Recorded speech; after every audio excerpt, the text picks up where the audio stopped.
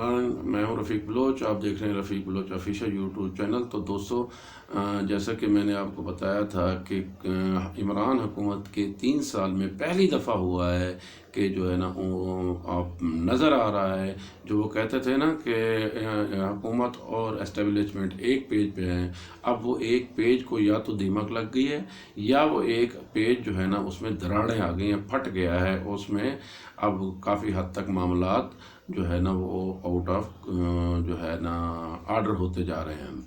तो ताज़ा तरीन मिसाल ये है कि गुज़श्ता हफ्ते आर्मी चीफ़ ने अपने जो है फ़ौज के अंदर रूटीन की पोस्टिंग की। उसमें कोई ऐसी पोस्टिंग नहीं थी जो आर्मी चीफ़ के इख्तियार में नहीं थी।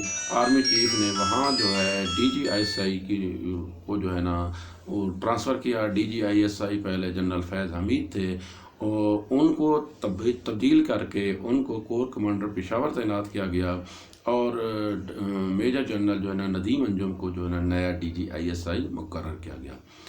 अब ये जो तब्दीली थी वो बड़ी दिलचस्प थी। एक तो मरीम नवाज़ की प्रेस कॉन्फ्रेंस थी जिसमें उन्होंने जनरल फैज़ हमीद के ऊपर इल्ज़ामात लगाए।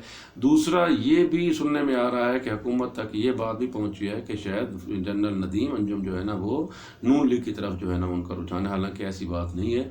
जो खबरें आ रही हैं, जो उनका ट्रैक रिकॉर्ड है जनरल फैज़ हमीद का, वो ये बताता है कि वो जो है ना एक प्रोफेशनल सोल्जर हैं और वो अपने जो है ना पेशा वराना जो फ़राइज़ हैं उनसे दिलचस्पी रखते हैं। बहरहाल इमरान हुकूमत ने इसको जो है ना अना का मसला बना लिया है और वो आज तकरीबन 1 हफ़्ता गुजरने को है, उसका नोटिफिकेशन जारी नहीं किया। वो चाहते हैं कि जनरल फैज़ हमीद जो है ना वो बतौर DGISI कंटिन्यू करें और वज़ीर आज़म से भी उनकी मुलाकात हुई है।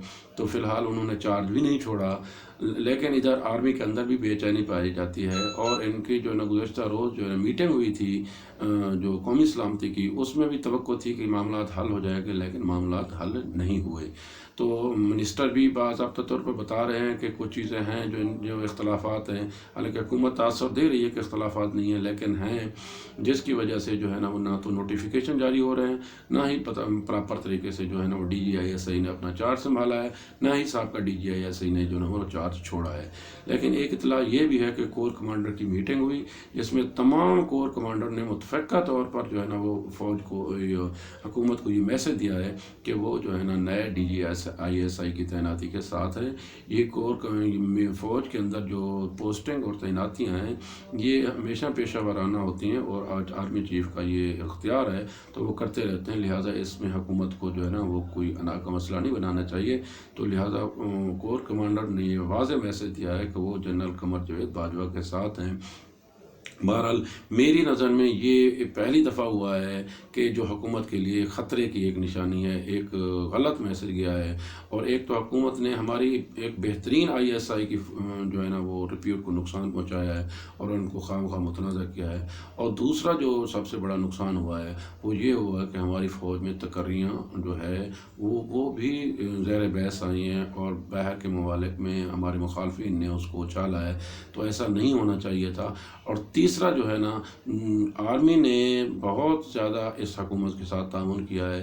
तारीख़ उठा के देखते हैं, नवाज़ शरीफ के दौर को देख लें तो बहुत सारे इश्यूज़ थे जो इनके दरमियान रहे, लेकिन हुकूमत ने फिर जो आर्मी ने इमरान हुकूमत को तमाम तर अपनी जो है ना हिमायत दी है, तो उसके बदले में ये रवैया यहाँ हुकूमत का ये काबिल अफसोस है। तो ये लगता ऐसा है कि ये हुकूमत के लिए बहुत ख़तरनाक साबित होगा। तो हुकूमत के लिए शायद बुरे दिन शुरू हो गए हैं। अल्लाह ताला करे कि जो हमारी हुकूमत होश के नाखुन ले, हमारे DGISI को जो है ना वो मुतरादा बनाने की कोशिश ना करे तो बेहतर है, वरना जो है ना ये मुल्क के लिए किसी तौर पे भी ठीक नहीं है। अब अगले चंद दिन देखते हैं क्या होता है, लेकिन बहरहाल जो कुछ हो रहा है ये हमारे मुल्क के लिए ठीक नहीं हो रहा। और हमारे यहाँ जो इक़्तिदार में रहने वाले हुक्मरान हैं उनको होश के नाखुन लेने चाहिए। वस्सलाम।